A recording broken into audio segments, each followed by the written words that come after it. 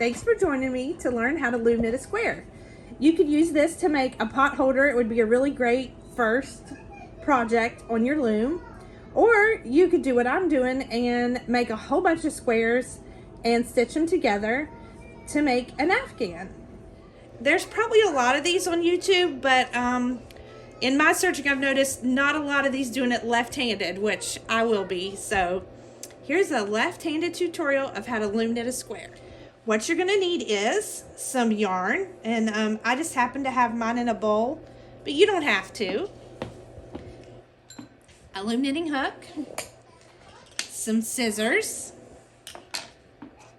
a measuring tape, and your loom. Let's get started. The first step is that we're gonna make a knot that we can put right here on this peg to hold our yarn still while we cast on. It's called a slip knot, or I think some people call it a Windsor knot. And here's how I do it. I'm left-handed. I make 2 fingers and I hold the yarn. I make 2 fingers. The first time I loop around, I go in front of my knuckles. The second time, I go behind my knuckles. Then I put my finger under the first string, and then I hook the second string with my finger, and I pull, and I have a knot. And this is a slip knot, and what's really great about it is if you pull both sides, it slips right out. So that's the first thing we do to start this process. And then we put it right here on this peg, and we pull it tight. I showed the sticker a little bit. And now you're ready to begin. Now you're ready to cast on. It doesn't matter whether you go in this direction or this direction, as long as you go behind the peg that you're wrapping first. I'm gonna go in this direction because I'm left-handed and that's the most comfortable for me. This is called an E-wrap cast on because you're gonna wrap around like this, and if you notice, let me flip it around, it looks like little cursive E's. Yeah, it does. I'm gonna do 13 of these because I've experimented and I know that on this loom 13 pegs makes about a 5.5 square, and that's what I want, is about 5.5 inches. So 1, 2, 3, 4, 5, 6, 7, 8, 9, 10, 11, 12, 13. I've now done 13 pegs. I'm going to push these down so I have room to work at the top of the peg.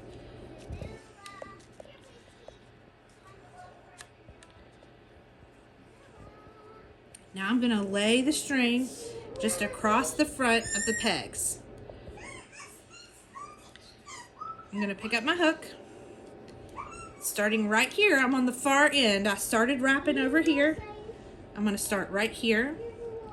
I've laid my working yarn over top of the pegs, and I'm going to start by grabbing the bottom yarn and flipping it over the string. You can pull on it to make it a little tighter. Let's show that again. I'm going to get the bottom yarn and I'm going to flip it over the peg and over the string. Bottom yarn over the peg and over the string. So our working yarn is now making a bunch of little U's here. And I'm going to do that all the way back to my very first peg. Okay, you can hit pause. I'm casting on my last peg. Now that we've cast it on, we can go ahead and take our little knot off. Pull it to the back, and if you pull on it, your little knot comes right out. Now we're going to do what is called purling. You've probably heard needle knitters say knit and purl. So this is purling, what we're about to do right now. We're going to take our hook. We're going to go under the top yarn, and I've laid my working yarn across the bottom. I'm going to grab it, pull up, and make a loop.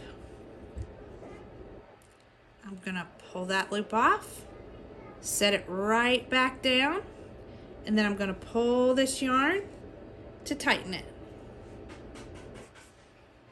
Let me show you that again. I've laid my working yarn down across my pegs, underneath my loops that are on the pegs. See, this is my working yarn. This is attached to my ball of yarn. I'm going to go in under that loop, under that yarn. I'm going to grab up the bottom yarn and flip it up through to make a loop. Then I'm going to pop that yarn right off the peg. I'm going to set it back down, and I'm going to tighten it. Let's do that again. One more time. I'm going in under the yarn that's already looped onto the peg. I'm going to grab my working yarn. I'm going to pull it up to make a little loop. I'm going to take that loop right off the peg. Gonna set my new loop down on the peg, and I'm gonna pull it tight. And I'm gonna do this all the way back to the left hand side. You can hit pause now. Okay, here I am purling my very last peg.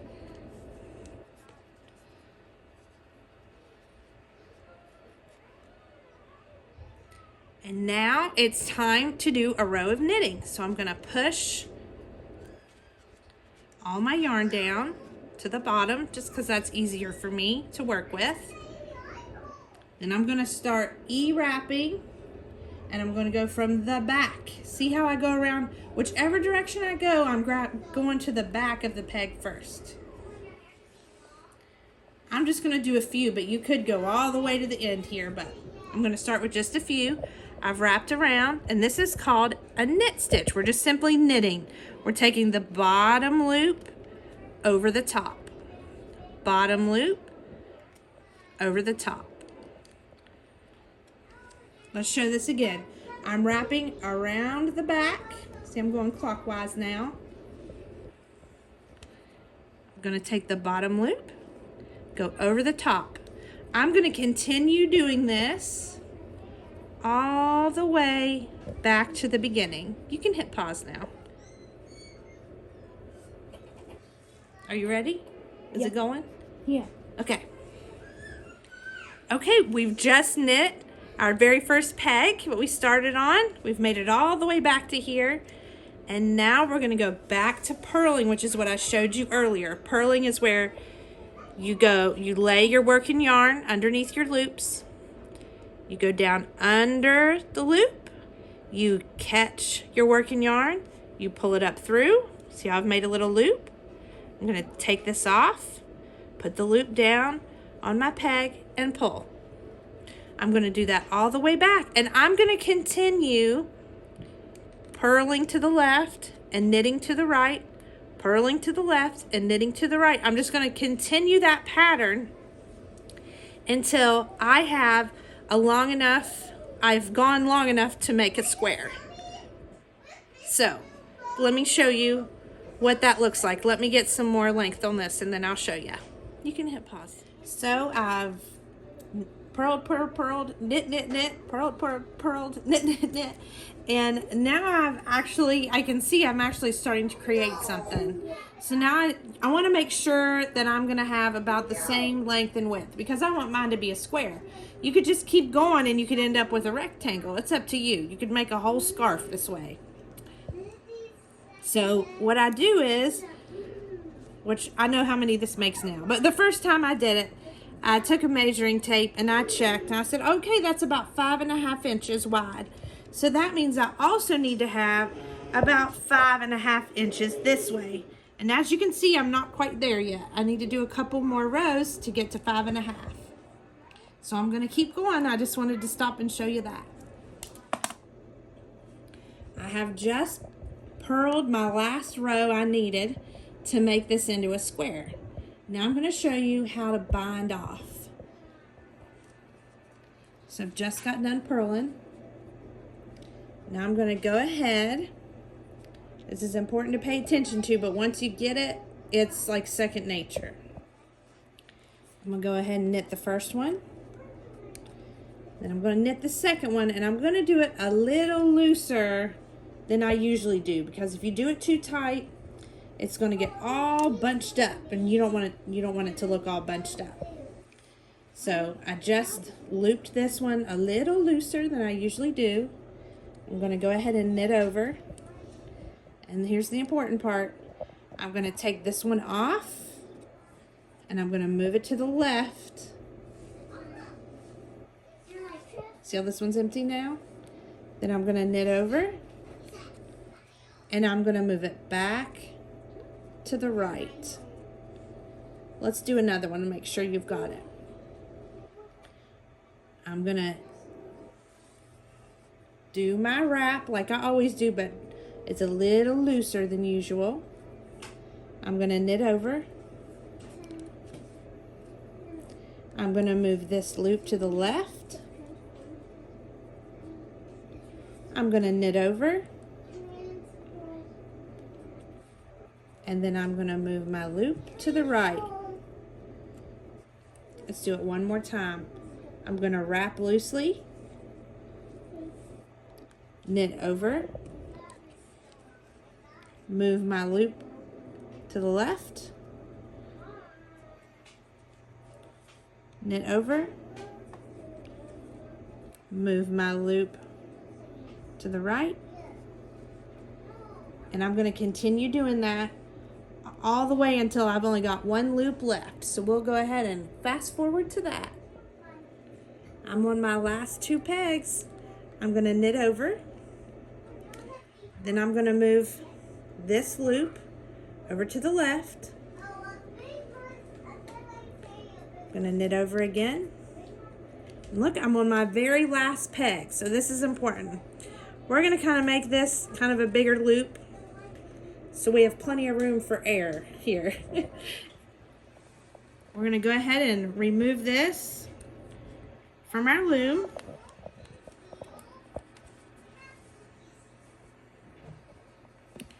And we're going to leave ourselves a nice big long tail to work with.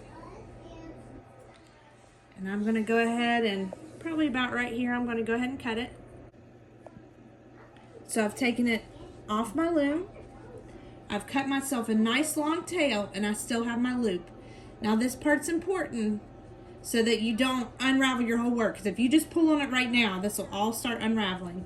You need to take the tail that you just cut off your yarn ball and put it through the loop and pull. Look, now you've completed a square. It's not going to come unraveled. There you go. Thanks for joining me.